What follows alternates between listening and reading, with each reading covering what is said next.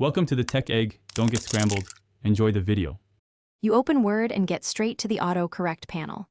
First, make sure a document is open and you're signed into Office if you want sync. Then, select File, Options, Proofing, and click Autocorrect Options. Don't stall. Once the dialog appears, verify Replace Text as you type is checked. This enables all entries. From here, you'll add replacement pairs, control formatted text, and handle exceptions, so keep this window open and ready for the next actions. You now add the actual replacements. Type the trigger text in Replace and the correct word or phrase in with, press Add to queue it. If you need a symbol, use Insert Symbol or paste Unicode into with, or click the formatting option to store bold or italic text.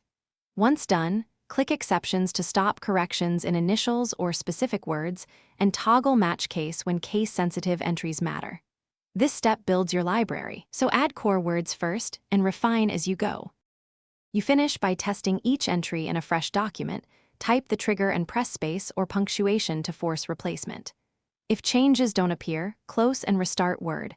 Autocorrect uses normal. .m, so copying that file transfers your list. Make sure the document language matches the autocorrect language, and if replacements still fail, disable suspect add-ins or restore normal. .m and re-add entries. One key tip: if a single entry misbehaves, delete it.